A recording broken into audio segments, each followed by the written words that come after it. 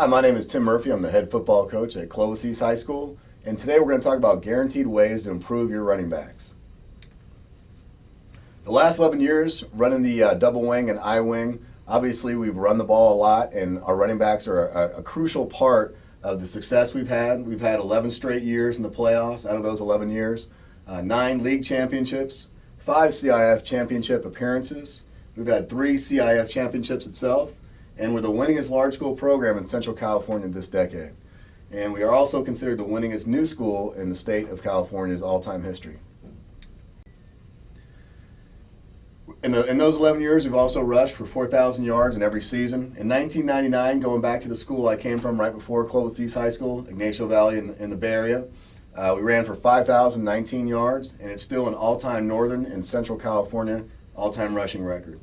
We've averaged over 300 yards rushing per game in all 11 years, and we've had 14 1,000-yard rushers. We to this day still have not had a 2,000-yard rusher, but we've had 14 1,000-yard rushers, and I think has a lot to say about my running back coach, Coach Connor, who's applying a lot of these drills that you're going to see here today. And again, a very typical running back for us.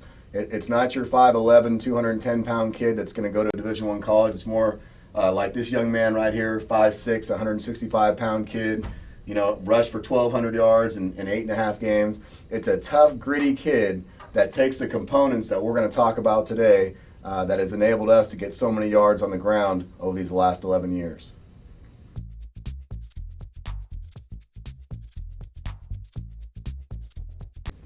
A lot of things that we talk about with our young men that I think gets overlooked a lot of times in high school programs is contact.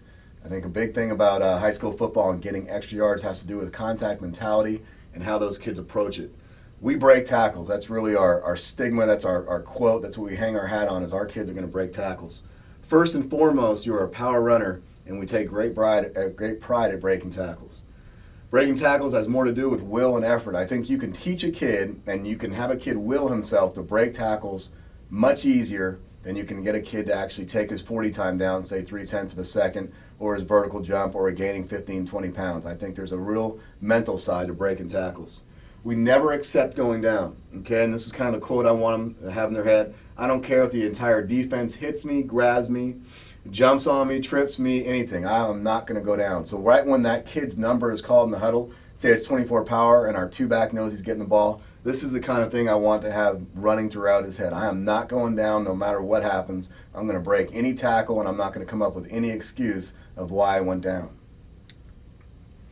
Okay, here's just some pictures. I'm always trying to illustrate to our kids some good pictures of us breaking tackles. That's obviously breaking an arm tackle from behind. Another good job right there. We made a nice cut, broke a tackle of a very good player, linebacker from Long Beach Poly, and he was able to break off that tackle and make a long run out of it.